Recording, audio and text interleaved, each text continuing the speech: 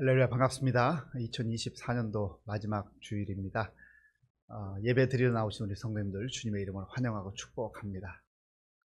다 함께 묵도하심으로 2024년도 마지막 주일 예배를 하나님께 드리겠습니다.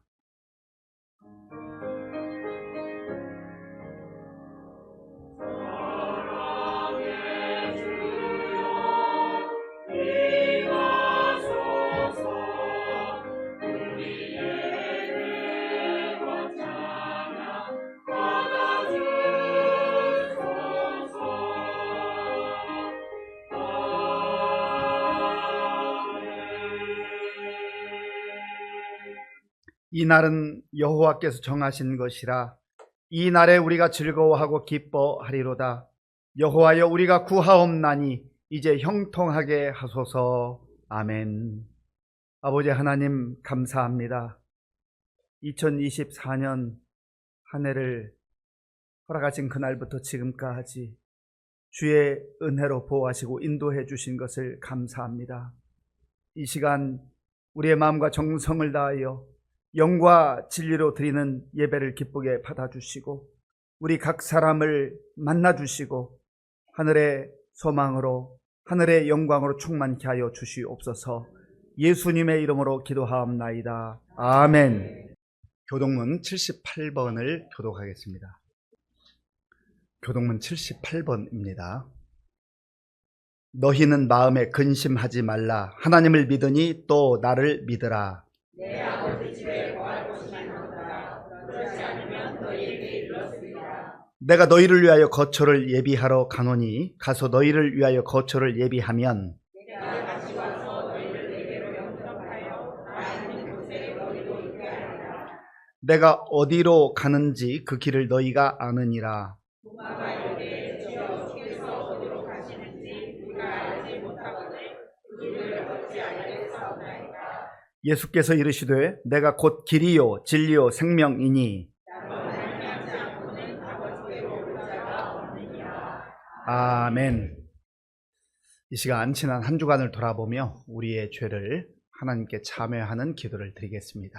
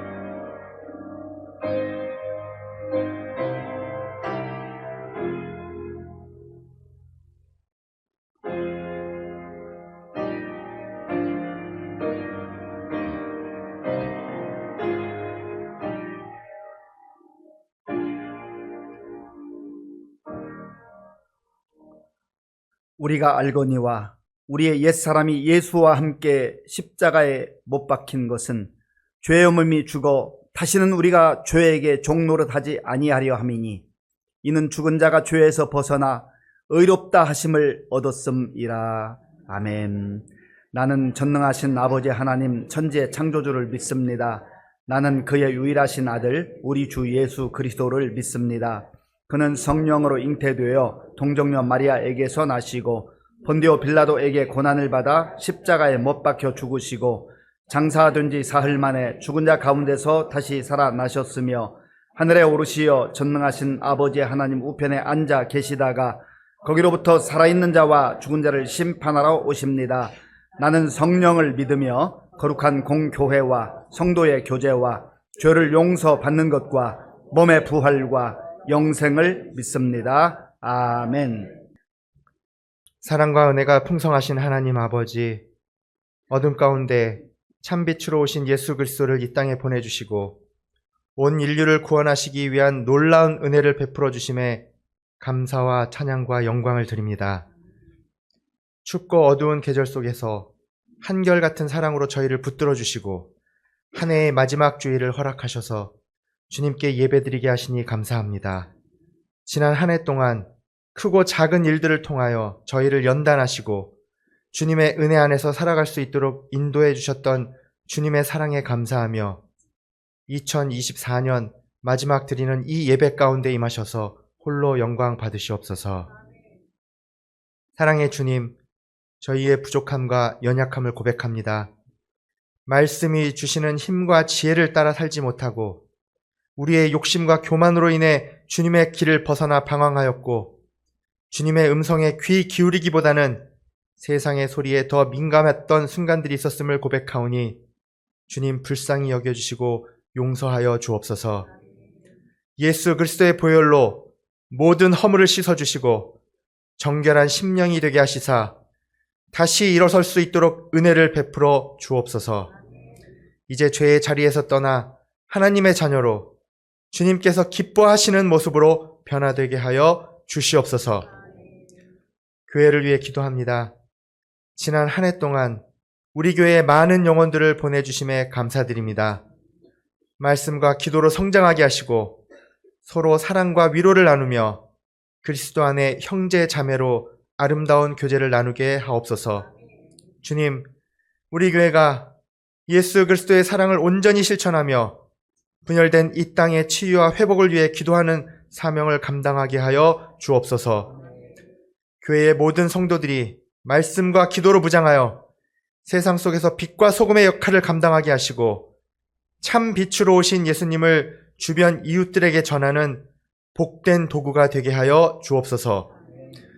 주님, 우리 다음 세대가 주의 말씀 안에서 양육되길 간절히 원합니다. 이들을 담당하시는 세 분의 전도사님들에게 영육간의 강건함을 허락하시어 우리 다음 세대가 세상의 빛과 소금의 역할을 감당하는 주님의 자녀로 양육될 수 있도록 힘과 지혜를 주시고 주의 사랑으로 잘 지도하게 하여 주옵소서. 우리의 삶을 붙드시는 하나님, 일터와 가정에서 주님의 뜻을 이루며 살아가는 성도들의 삶 속에 은혜를 더하여 주시옵소서. 경제적으로 어려움을 겪는 이들에게 주님의 공급하심과 채우심을 경험하게 하시고 병과 고통 가운데 있는 자들에게 치유와 회복의 은혜를 더하여 주시옵소서. 특별히 마음의 상처와 두려움 속에 있는 이들에게 주님의 평강이 임하여 소망을 품고 살아가게 하옵소서. 어려운 상황 속에서도 하늘의 복을 누리며 감사와 찬양으로 주님께 영광 돌리게 하시고 우리의 모든 삶의 자리에서 주님의 사랑과 복음의 능력이 나타나는 삶을 살아가게 하여 주시옵소서. 나라를 위해 간구합니다. 복잡한 정치 현실과 경제적 어려움 속에서도 이 땅을 지키시고 보호하시는 주님께 감사를 드립니다. 위정자들에게 지혜와 분별력을 주셔서 국민들을 사랑하고 섬기며 책임을 다할 수 있는 정직한 리더십을 발휘하게 하여 주시옵소서. 또한 모든 국민들이 서로를 존중하며 협력하는 사회가 되도록 도와주시옵소서. 예배를 위해 섬기는 모든 손길들 주님 기억하여 주시고 시온 찬양대의 찬양을 기쁘게 받아주옵소서. 또한 봉사로 섬기는 성도들에게 하늘의 복을 더하여 주시옵소서. 한 해 동안 이들이 수고와 주님의 영광을 위해 아름다운 결실이 되게 하시고 새해를 맞아 새로운 각오로 헌신하게 하시옵소서.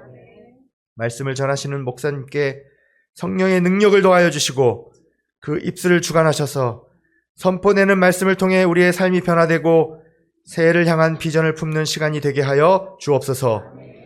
우리를 위하여 이 땅에 내려오신 하나님의 은혜와 사랑을 더욱 깊이 경험하며 살아가길 소망합니다. 이 모든 말씀을 우리를 사랑하사 이 땅에 오신 예수 그리스도의 이름으로 간절히 기도드립니다. 아멘. 1절까지입니다.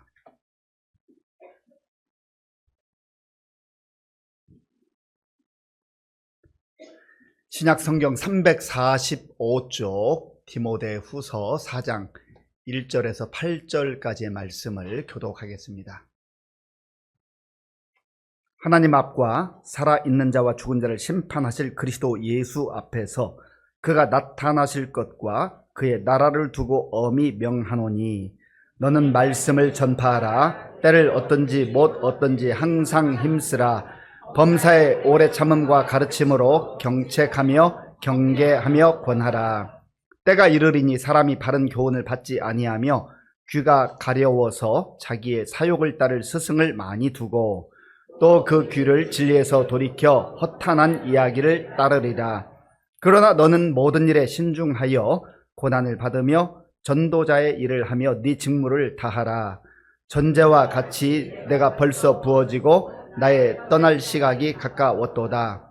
나는 선한 싸움을 싸우고 나의 달려갈 길을 마치고 믿음을 지켰으니 이제 후로는 나를 위하여 의의 면류관이 예비되었으므로 주 곧 의로우신 재판장이 그 날에 내게 주실 것이며 내게만 아니라 주의 나타나심을 사모하는 모든 자에게 도니라. 아멘. 시작하는 때가 있으면 끝나는 때가 있습니다. 2024년도가 이제 저물어 가고 있습니다.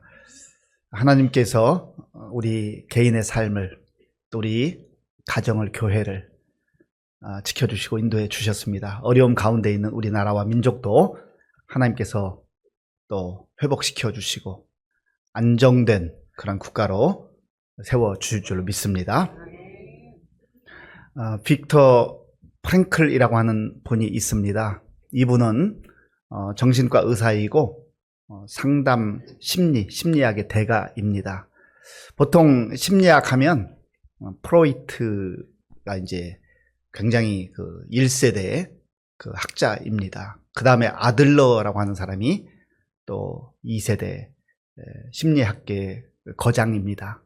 그런데 이 빅터 프랭클이 로고테라피라고 하는 새로운 영역의 그 심리 상담 치료 기법을 이제 제시했습니다. 이분은 독일 나치에 끌려가서 아우슈비츠 그 참 참혹한 수용소에서 사람이 살아갈 수 없는 그 상황, 하루도 살아갈 수 없는 그런 상황들, 그 상황 속에서 살아남았습니다.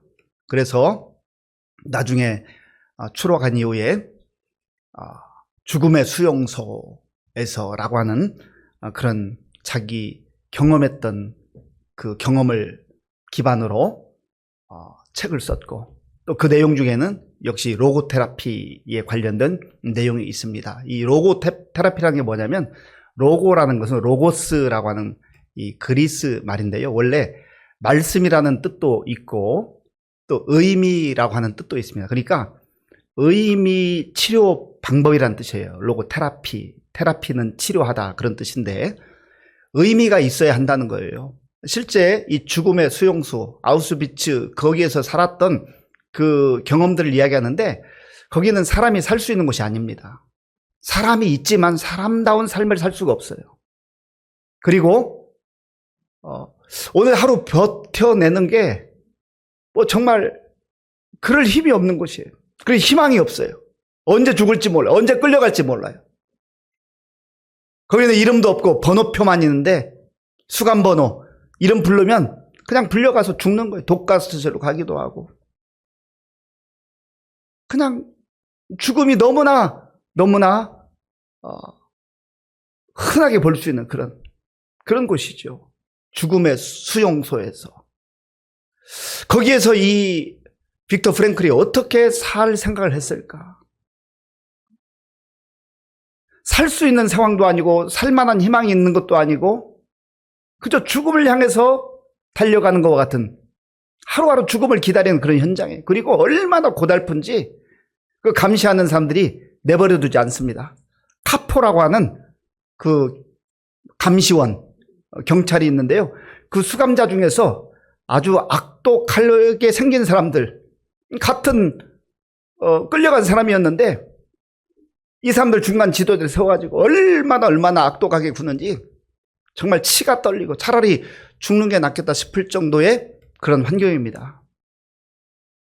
그런데 이 빅터 프랭클이 나는 살아야 되겠다. 내가 왜 살아야 하는가? 왜 내가 살아야 되지? 생명이 있는데 왜 내가 살아야 되지? 그 생명에 대한 존귀함을 생각하게 된 거예요. 그리고 내가 하나님 주신 이 생명, 고통스럽고 정말 심정적으로는 죽고 싶은 그런 마음이지만 그래도 살아야 되겠다. 이 생명에 대한 그 애착, 존중이 있었어요. 그러니까 그 고난과 역경을 견뎌냈던 것이죠. 자기 어머니도 죽었고 사랑하는 아내도 거기에서 죽었고 남동생도 죽었습니다.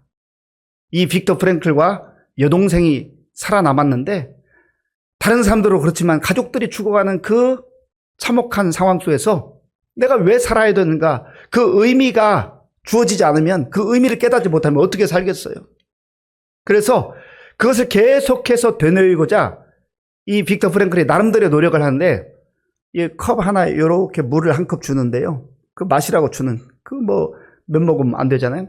그걸 절반만 마시고 절반은 남겨뒀다가 그걸로 세수하는 거예요. 내가 그래도 아름답게 살아야지. 참혹한 지옥 같은 상황이지만 그래도 내가 아름다움을 유지해야지. 그런 의미를 부여한 거예요. 그리고 어디 조그마한 유리 조각을 구해가지고 그걸로 면도하는 거예요. 그거 가지고 면도가 제대로 되겠습니까? 때로는 여기에서 긁혀서 피가 나고 고통스러운 상황들이 이어지지만 그럼에도 불구하고 내가 나를 아름답게 갖고 와야 되겠다. 왜요? 살아야 되니까. 생명이 귀하니까. 죽을 때 죽더라도 죽음이 임박하기까지는 내가 살아야 되겠다. 또 언젠가 저 바깥으로 나갈 날이 있겠지. 그 희망과 소망을 마음에 품고 살아가니까 거기에서 의미를 발견하고 그렇게 살아냈다는 것이죠. 그러니까 사람은 환경이 좋아서 행복하고 환경이 아주 좋아서 평탄하게 사는 게 아니라는 거예요. 아무리 환경이 좋아도 내가 왜 살아야 되지? 나는 누구이지? 내 사는 목적이 뭐지? 그 의미를 깨닫지 못한다면 방황하게 된다는 거예요. 이리 방황 저리 방황.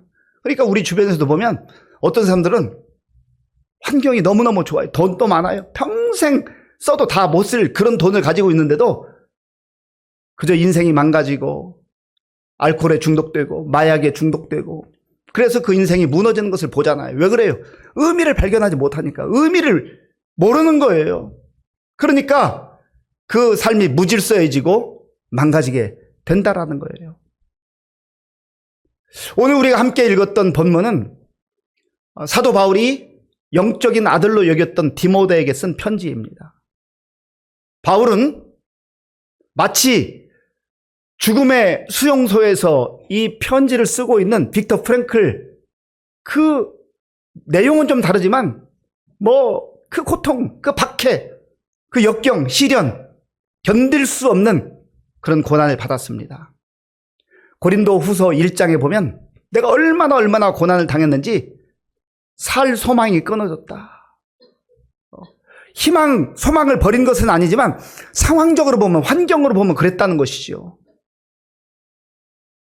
그리고 또 이어서 그의 고백을 보면 배를 타고 복음을 전하러 가다가 파손해가지고 죽을 고비를 여러 번 넘겼고 태장으로 많이 두들겨 맞았고 그리고 또 박해를 당했고 죽을 고비를 넘겼고 배고플 때도 있었고 잠을 제대로 자지 못할 때도 있었고 그래서 복음 전하다가 많은 사람들이 고난을 당했지만 바울이 당한 고난도 누구에 못지않게 참 큰 박해와 시련과 역경이었지 않습니까? 그런데 이런 상황 가운데서 바울이 어떻게 살아냈을까? 어떻게 살아갔을까? 오늘 본문 이 내용은요, 바울이 지금 로마 감옥에서 쓰고 있어요. 로마 감옥. 그리고 이제 우리가 잠시 후에 살펴보겠습니다만 바울이 머지않은 시간에 내가 죽게 된다는 걸 알고 있어요. 그럼 보통 사람 같으면 지금 아주 차디찬 그 감옥에 쾌쾌 냄새가 나는 그곳에서 죽음을 기다리고 있잖아요. 그러면 두렵고 불안하고 희망을 잃어버리고 절망 가운데 포기해야 될 것 같은데 오늘 본문에 보면 그런 모습이 전혀 보이지 않는다라는 거예요. 오늘 1절 말씀을 함께 읽겠습니다. 1절입니다. 하나님 앞과 살아있는 자와 죽은 자를 심판하실 그리스도 예수 앞에서 그가 나타나실 것과 그의 나라를 두고 엄히 명하노니 아멘. 바울은 하나님 앞에서 살았습니다. 그리고 그리스도 예수 앞에서 살았어요. 사람의 시선만 의식한 게 아니라 늘 하나님 앞에서 살았단 말이죠. 사람은 몰라줘도, 다른 사람은 나를 몰라줘도, 내 마음을, 내 사정을 몰라줘도 하나님은 다 알고 계시지. 하나님 전능하신 하나님이니까 모든 것을 알고 계시잖아요. 하나님 앞에서 믿음으로 겸손하지만 당당하게 사는 거예요. 하나님 앞에서 사는 겁니다. 그리고 그리스도 예수 앞에서 했는데, 그 그리스도 예수님을 뭐라고 표현하냐면 살아있는 자와 죽은 자를 심판하실 심판주이신 그리스도 예수라고 했습니다. 예수님께서 처음 이 땅에 오셨을 때, 우리가 얼마 전에 성탄의 그 기쁨과 감격을 함께 누렸잖아요. 예수님이 처음에 오셨을 때는요, 고난받는 종으로 우리의 죄 문제를 해결하기 위해서, 구원의 길을 열어놓으시기 위해서 십자가에서 너무나 무기력한 모습으로, 처참한 모습으로 그렇게 돌아가셨잖아요. 예수님이 십자가에 달리셨을 때 사람들이 막 조롱했어요. 네가 하나님의 아들이라면서, 뭐 기적도 행하고 능력도 행했다면서 거기서 내려와 보지, 그러면서 막 조롱을 해요. 그런데 예수님께서 내려올 힘이 없어서 안 내려온 게 아니잖아요. 우리를 살리시기 위해서, 우리 죄 문제를 해결하기 위해서, 우리의 죄값을 갚아주시기 위해서 내 죽음을 대신해서 예수님 죽으신 거예요. 그러나 이제 다시 오실 예수님은 그런 무기력한 모습, 수모당하는 모습이 아니에요. 이제는 살아있는 자와 죽은 자를 심판하실 만왕의 왕이신 심판주로 이 땅에 오신단 말이에요. 그 하나님 앞에서 이 바울은 살아가고 있는 겁니다. 그러니까 담대한 거예요. 여기에 불안도, 염려도, 걱정도, 두려움도 없습니다. 그리고 영적인 아들인 디모데에게 엄히 명령한다 했습니다. 내가 너에게 엄히 명령한다. 이건 선택사항이 아니라는 얘기예요. 하면 좋고 안 해도 괜찮은 그런 게 아니란 말이에요. 사실은 바울의 명령이라기보다는 하나님께서 바울을 통해서 디모데에게 명령하신 내용이고, 하나님께서 바울을 통해서 오늘 저와 여러분들에게도 주시는 명령인 줄로 믿습니다. 그러면 하나님께서 왜 이 명령을 주시기를 원하는가? 왜 이 명령을 주시는가? 우리가 명령에 순종할 때에, 이 명령 따라 살 때에 우리의 삶이 가장 고귀한 인생, 가장 영광스러운 인생, 가장 값진 인생이 되기 때문에 이 명령에 순종하라는 겁니다. 명령은 내가 받았으면 반드시 순종해야 되지, 거부하면은 그것은 하나님의 백성다운 삶을 살아갈 수가 없다라는 거예요. 바울이 지금 디모데에게 성령의 감동을 입어서 명령하는 내용이 무엇입니까? 2절에 있습니다. 2절을 우리 함께 읽겠습니다.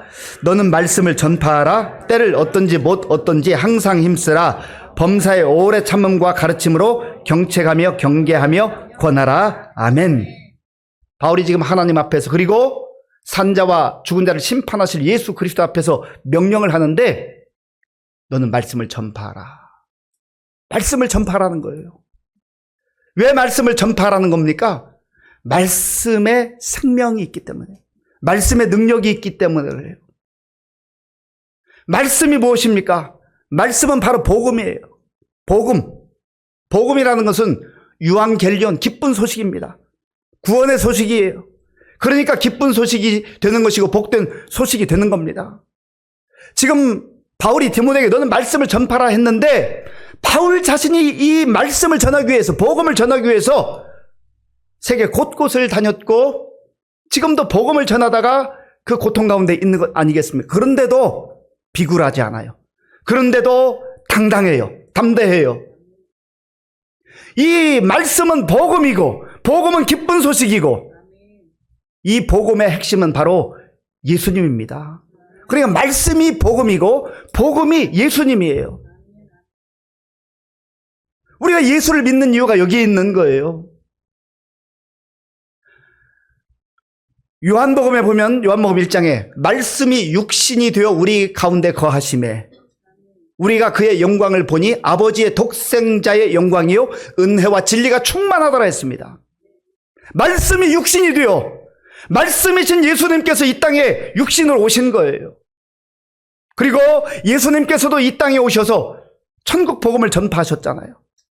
거기에 구원이 있기 때문에 이 복음의 말씀을 듣는 사람이 죄 문제를 해결할 수 있고 살아날 수 있기 때문에 생명, 영원한 생명을 얻기 때문에 말씀을 전파하라는 것이죠. 그런데 바울은 디모데에게 이 말씀을 가끔 전하라 그렇게 말하지 않습니다. 2절을 제가 한 번 더 읽겠습니다. 너는 말씀을 전파하라. 때를 어떤지 항상 힘쓰라.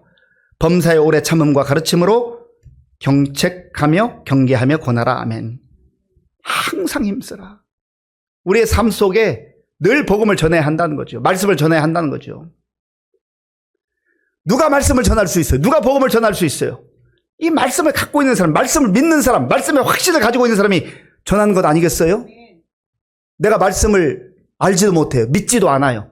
복음의 감격과 복음의 그 기쁨도 없어요. 그런데 어떻게 복음을 전할 수 있겠어요? 말씀을 전할 수 있겠어요? 예수님과 늘 동행하며 예수님을 바라보며 예수님께 자기 인생을 맡긴 그 사람이 말씀을 전하고 복음을 전하고 예수님을 전하지 않겠습니까? 바울은 성령으로 인하여서 말씀에 사로잡혔고 복음의 열정을 가지고 일평생 동안 예수를 만난 이후에 이 말씀을 전하며 살았단 말이죠. 우리 지난 한 주간, 지난 한 달, 그리고 1월 달부터 지금까지 수많은 사람들을 만나면서 복음을 누구에게 전했습니까? 복음을 얼마나 전했습니까? 내가 좀 전도하려고 그랬더니 나한테 싫은 소리하고 그런 소리 하지 말라고. 그럴 수 있잖아요. 그러니까 부담되니까 쑥스러우니까 나나 잘 믿고 말지. 그게 진정한 믿음일까요? 정말로 내가 말씀으로 인해서 복음으로 인해서 예수님으로 인해서 구원받았다고 하는 그 감격과 확신이 있는 사람이라면 전하지 않을 수가 없어요. 항상 힘쓰라. 그리고 복음을 전할 때 바울이 디모데에게 얘기하는 것은 오래 참음으로 해야 된다. 오래 참음으로. 오래 참음이 인내하는 거죠. 참는 거잖아요. 이게 참는 게 쉽지 않습니다. 어려워요. 성령의 열매 가운데 하나가 오래 참는 거죠. 오래 참음과. 오직 성령의 열매는 사랑과 희락과 화평과 오래 참음과. 오래 참음 성령의 열매. 그러니까 내가 결심하고 내가 노력해서 참는 거 그것만 갖고 안 돼요. 그래서 우리가 전도할 때는 복음을 전할 때 말씀을 전할 때는 기도해야 되는 거예요. 기도할 때 하나님께서 도와주셔서 참을 수 있는 힘과 능력을 주셔요. 내가 힘이 없어서 내가 무능력해서 참는 게 아니에요. 성령께서 오래 참는 은혜를 주시니까 은사를 주시니까 열매를 주시니까 참는 거죠. 복음을 위해서 그 사람 살리기 위해서 싫은 소리 들어가면서 참는 거예요. 인내하는 거예요. 생명을 살리는데 거저 되겠습니까? 쉽게 되겠습니까? 좋은 일은 귀한 일은 값진 일은 거저 되는 법이 없습니다. 오래 기다려야 돼요. 참아야 돼요. 예수님께서도 우리를 기다려주시고 참아주시잖아요. 우리가 못 참아요. 못 기다려요. 저 사람은 안 돼 하고 포기해버려요. 그러지 말라는 거예요. 하나님께서는 바울을 통해서 때에 대해서 말씀하세요. 때에 대해서. 때는 시간이기도 하고 시기이기도 한데 3절 말씀, 4절 말씀, 3절, 4절 우리 함께 읽겠습니다. 때가 이르리니 사람이 바른 교훈을 받지 아니하며 귀가 가려워서 자기의 사욕을 따를 스승을 많이 두고 또 그 귀를 진리에서 돌이켜 허탄한 이야기를 따르리라. 아멘. 때가 이를 것이다. 그런 시간이 오게 될 것이다. 바울이 사역했던 그때도 그때지만 또 점점점 우리 예수님께서 다시 오시는 재림의 날이 가까워 올수록 이런 때가 오게 될 것이다. 더 분명하게 드러날 것이라 하는 거예요. 때가 이를 것이다 했는데 어떤 때예요? 사람들이 바른 교훈을 받지 않는데 말씀을 듣지 않는다는 거예요. 전도해도 아이고 듣기 싫어 그런 얘기 그만해 바른 교훈을 받지 않는다는 겁니다. 그런데 어떤 이야기에 귀를 기울이냐면 자기 사욕을 따를 그런 얘기 해주면 달콤한 얘기 해주면, 자기가 듣고 싶은 얘기만 해주면 박수치고 환호하고 좋다는 거예요. 그리고 4절에 보면 좀 더 구체적으로 말씀하잖아요. 또 그 귀를 진리에서 돌이켜 뭘 따른다고요? 허탄한 이야기를 따르라. 허탄하다는 것은 아무런 내용도 없고 열매도 없고 빈 껍데기 같은, 내용이 없어요. 그런데도 좋다는 거예요. 그런 얘기만 귀 기울여 듣는다는 거죠. 진리에서 돌이킨다. 진리가 뭐예요? 진리. 너희가 진리를 알지니 진리가 너희를 자유케 하리라 그랬는데, 진리는 예수님이 친히 말씀하셨잖아요. 예수께서 이르시되 내가 곧 길이요 진리요 생명이니. 그러니까 진리에서 돌이킨다는 말은 예수님으로부터 점점점 그 마음이 멀어진다는 거예요. 예수님을 떠난다는 거예요. 세월이 흘러갈수록 우리가 얼마나 발달된 시대에 살고 있어요. 정말 요즘 보면 이 과학기술 문명이 대단하지 않습니까? 이때보다 더 화려한 시절이 있었습니까? 앞으로 가면 갈수록 더 화려한 시대가 되겠죠. 기술 문명은 발달하겠죠. 그런데 문제는 점점점 시간이 흘러가면서 사람들이 진리로부터 그 마음을 돌이켜서 허탄한 이야기를 따른다는 거예요. 복음, 천국, 하나님 나라, 아니 21세기 무슨 그런 얘기를 해요. 사람들이 그렇게 말합니다.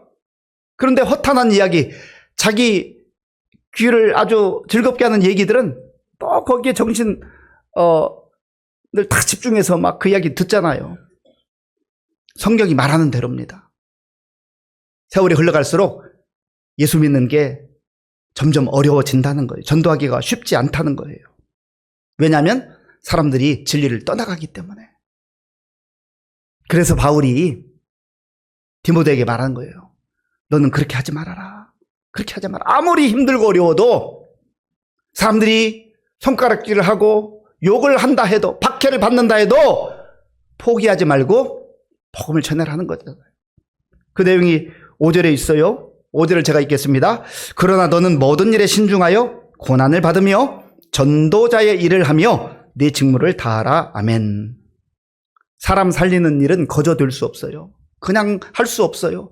때로는 정말 생명의 위협을 감수하면서 가는 거죠. 지금도 세계 곳곳에 선교사님들이 나아가서 복음을 전하는 이유가 무엇입니까? 주님 말씀에 따라 사는 거예요. 전도자의 일을 감당하는 거예요. 그럼 목사나 선교사만 복음을 전해야 됩니까? 아니에요. 우리 모든 하나님의 자녀들, 백성들은, 그리스도인들은 고난을 받으며 말씀을 전하라, 복음을 전하라, 예수를 전하라. 이것은 주의 명령입니다. 고난을 받으며, 고난을 받을 만한 그런 값어치가 있어요. 사람 살리기 위해서 우리 얼마나 많은 노력을 합니까? 그런데 이 생명은요, 그저 이 땅에 사는 80년, 90년, 100년의 그 생명이 아니에요. 영원한 생명. 주님께서 약속하신 그리고 우리 교회의 가장 우선되는 가치는 복음으로 생명을 살리는 성령 공동체가 되는 것입니다. 바울이 지금 어떤 상황이에요? 곧 내가 죽게 됐다는 걸 알고 있어요. 죽음이 임박했어요. 그러면 불안하고 두려워하고 죽을까 봐 겁이 나고 그래야 되잖아요. 그런데 얼마나 담대하고 얼마나 당당한지 몰라요. 6절 말씀 보세요. 6절. 전제와 같이 내가 벌써 부어지고 나의 떠날 시각이 가까웠도다. 내가 죽을 때가 점점점 가까웠다 하는 걸 알고 있는 거예요. 그러면 큰일 난 거잖아요. 그러면 두려운 거잖아요. 불안한 거잖아요. 그런데 그런 분위기가 전혀 없습니다. 왜 그래요? 믿음이 있거든요. 믿음이 있어요. 전도서 3장 1절 2절 함께 읽겠습니다. 범사에 기한이 있고 천하 만사가 다 때가 있나니 날 때가 있고 죽을 때가 있으며 심을 때가 있고 심은 것을 뽑을 때가 있으며 아멘. 천하 만사가 다 때가 있는데 날 때가 있어요. 시작할 때가 있고 끝날 때가 있고 죽을 때가 있어요. 심을 때가 있고 추수할 때, 거둘 때가 있다라는 것이죠. 금년 한 해도 시작한 때가 있었는데 벌써 끝나는 그런 즈음이 된 것 아니겠습니까? 전도서 3장 11절 말씀 함께 읽겠습니다. 하나님이 모든 것을 지으시되 때를 따라 아름답게 하셨고 또 사람들에게는 영원을 사모하는 마음을 주셨느니라. 그러나 하나님이 하시는 일의 시종을 사람으로 측량할 수 없게 하셨도다. 아멘. 하나님께서 모든 것을 지으시고 하나님의 시간과 때에 따라서 이 역사를 이끌어 가시는데, 유한한 인간들에게도 뭘 주셨다고요? 영원을 사모하는 마음을 주셨느니라. 그러니까 70년, 80년, 90년, 100년 잘 살면 되지, 죽고 끝나는데 이게 아니라는 거예요. 고린도전서 4장 5절 말씀 함께 읽겠습니다. 그러므로 때가 이르기 전 곧 주께서 오시기까지 아무것도 판단하지 말라. 그가 어둠에 감추인 것들을 드러내고 마음의 뜻을 나타내시리니 그때 각 사람에게 하나님으로부터 칭찬이 있으리라. 아멘. 그때에 하나님의 때가 반드시 온다는 거예요. 바울은 그래서 죽음 앞에서도 당당한 거예요. 바울이 자기의 신앙 고백을 하면 전체 예수를 만난 이후에 자기 인생을 돌아보면서 세 가지로 정리하는데 그 내용이 7절에 있습니다. 7절을 제가 읽겠습니다. 나는 선한 싸움을 싸우고 나의 달려갈 길을 마치고 믿음을 지켰으니. 아멘. 바울이 예수를 만난 이후에 자기 생애를 돌아보니까 나는 선한 싸움을 싸웠다. 하나님 뜻에 따라 살았다는 것, 말씀에 따라 순종했다는 겁니다. 선한 싸움. 우리가 이 세상을 살아가는데 이 땅에는 죄가 있고 악한 영들이 활동하고 사탄 마귀가 우리를 유혹합니다. 그래서 우리가 불의와 맞서서 선한 싸움을 싸워야 돼요. 수많은 사람들이 불의와 짝하여서 내 이익을 위해서, 내가 뭔가를 얻기 위해서 불의의 싸움, 악한 싸움을 해요. 그러나 바울은 한 번도 자기 이익을 위해서, 유익을 위해서 악한 싸움을 하지 않았어요. 오직 선한 싸움을 싸웠습니다. 성령의 인도함을 따라서 선한 싸움을 싸웠어요. 저 여러분들도 그렇게 살아야 되지 않겠어요? 내가 예수 믿는다고 하면서도, 주일마다 예배 드리면서도 정작 중요한 삶의 자리에 나가서 하나님의 사람으로 살기보다는 좀 이익 얻으려고 하나님의 자녀의 정체성을 망각해버리고 시기하고 다투고 싸우고 다른 사람 짓밟아서라도 내가 그거 얻으려고 하고, 그런 싸움이 아니에요. 우리는 선한 싸움. 두 번째로 바울은 나의 달려갈 길을 마쳤다. 나의 달려갈 길을 마쳤다. 달려갈 길이 어디예요? 길이신 예수님과 동행하는 거예요. 예수님 벗어나서 사는 것은 영적으로 탈선한 겁니다. 영적으로 탈선. 우리 청소년들 탈선 청소년 그러잖아요. 그 정도, 그 범위를 벗어나서 엉뚱한 길로 가면 탈선했다고 하잖아요. 기차가 철로로 이렇게 가야 되는데 벗어나면 탈선하는 거예요. 사고가 생겨요. 문제가 생겨요. 예수님, 길이신 예수님 벗어나서 내가 원하는 길, 욕망의 길, 탐욕의 길, 죄악의 길로 나아가면 탈선하는 거예요. 그러면 문제가 생기고 거기 고통이 찾아오고, 그것 때문에 우리 인생이 하나님의 심판 앞에 놓이는 거예요. 그런데 바울은 예수를 만난 이후에 나의 달려갈 길을 마쳤다. 그저 2, 3년 열심히 하고 3, 4년 열심히 한 게 아니라 하나님 부르시는 그날까지 나의 달려갈 길을 완주했다. 마쳤다는 거죠. 제가 참 안타까운 것은 우리 성도들 가운데에 좀 열심히 하다가 한 3, 4개월 지나면 또 푹 꺼지고 주저앉아버리고, 예배 잘 나오다가 또 3, 4개월 지나면 또 주저앉아버리고, 우리 새가족 중에도 그런 분들이 참 많습니다. 너무 안타까워요. 그 고비를 넘어가야 되는데 달려갈 길을 마치고 끝까지 주님 부르시는 그날까지 달려가야 되는데 가다가 주저앉거나 샛길로 새버려요. 다른 길로 새버려요. 그러면 안 되잖아요. 또한 바울은 내가 믿음을 지켰다. 많은 고난과 역경이 있었지만 어떤 경우에서 내가 믿음을 놓치지 않고 믿음을 지켰다. 믿음으로 승리한 것입니다. 그래서 바울이 당당한 거예요.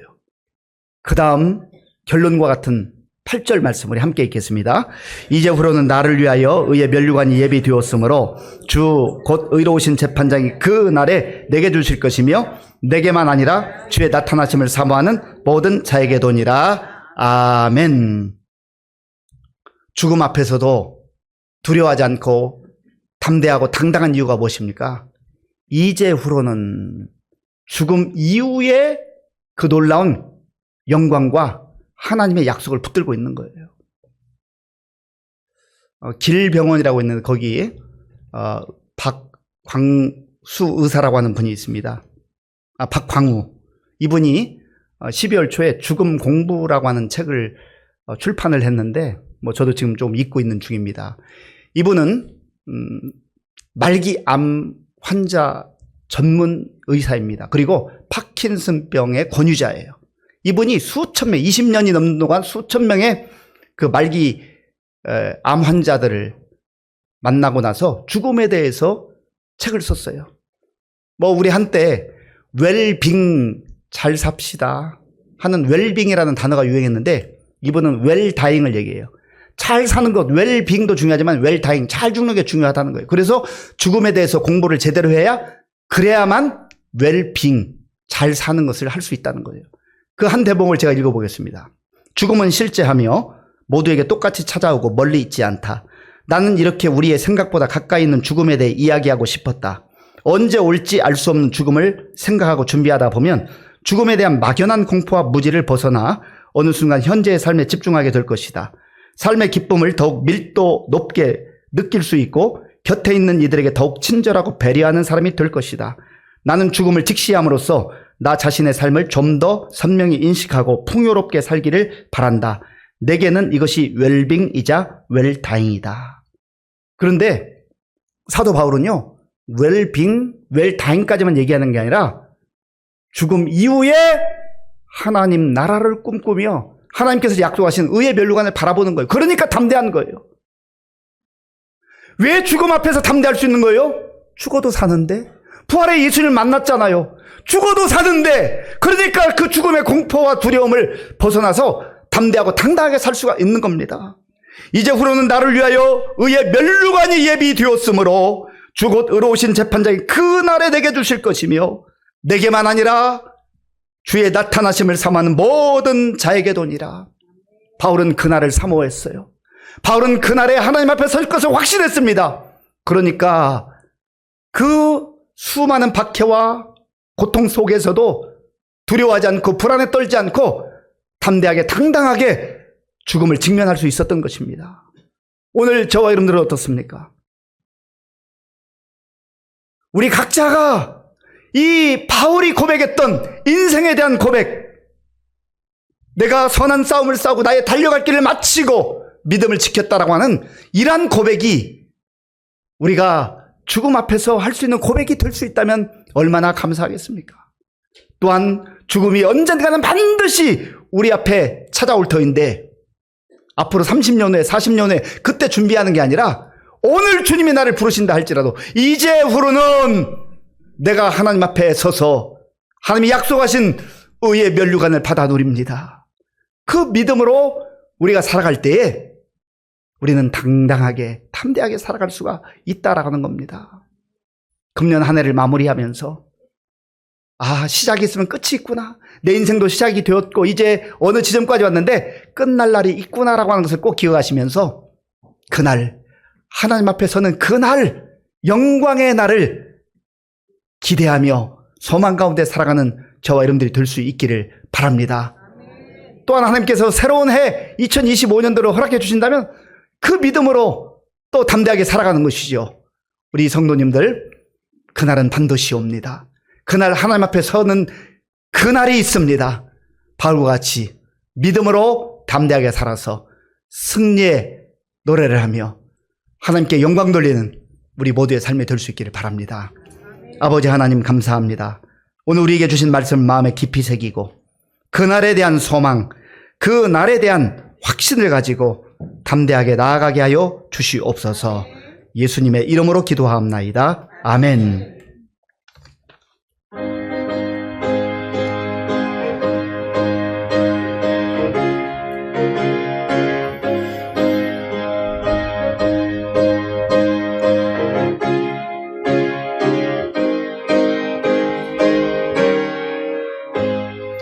잠시 세상에 내가 살면서 항상 찬송 부르다가 날이 저물어 오라 하시면 영광 중에 나아가리. 열린 천국 문 내가 들어가 세상 짐을 내려놓고 빛난 면류관 받아 쓰고서 주와 함께 길이 살리. 눈물 골짜기 더듬으면서 나의 갈 길 다 간 후에 주의 품 안에 내가 안기어 영원토록 살리로다. 열린 천국 문 내가 들어가 세상 짐을 내려놓고 빛난 면류관 받아 쓰고서 주와 함께 길이 살리. 나의 가는 길 멀고 험하며 산은 높고 골은 깊어 고난 나의 몸 쉴 곳 없어도 복된 날이 밝아오리. 열린 천국 문 내가 들어가 세상 짐을 내려놓고 빛난 면류관 받아 쓰고서 주와 함께 길이 살리. 한숨 가시고 죽음 없는 날 사모하며 기다리니 내가 그리던 주를 배울 때 나의 기쁨 넘치리라.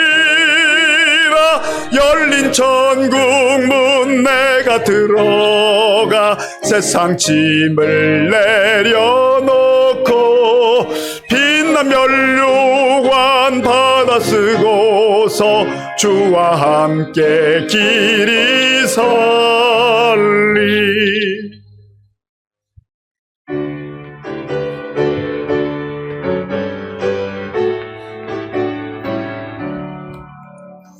내게 있는 모든 것을 주를 위해 드리네. 주의 성령 충만하게 내게 내려주소서. 주께 드리네, 주께 드리네.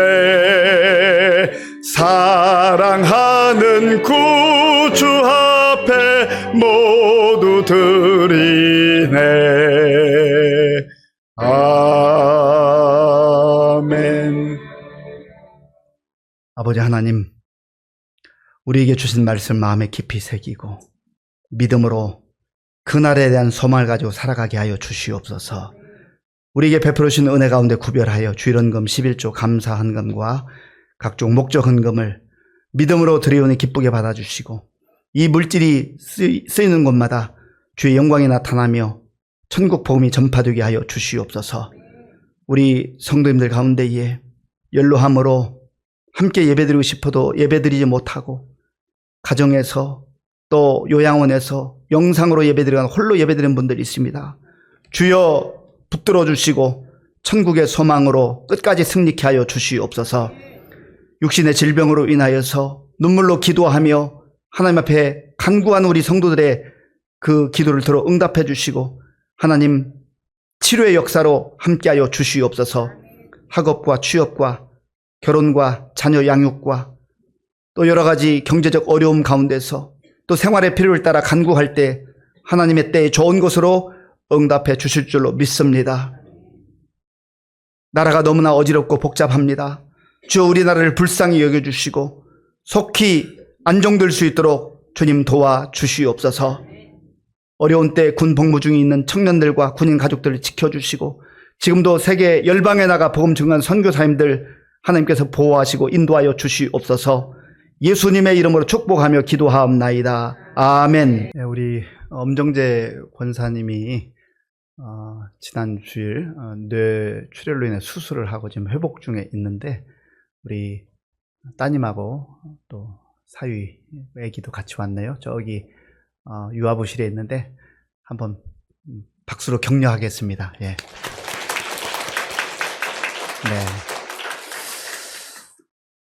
성경 읽기표 혹시 가져가셨습니까?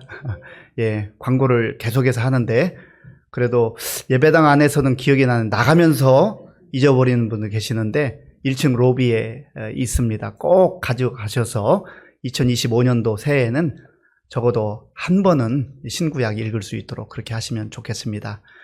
그리고 감사 일기 쓰는 것도 꼭 해보시면 좋겠어요. 그래서 내년 추수감사주일에는 우리가 생활의 열매로 감사 열매를 하나님께 영광 돌리면 좋겠습니다.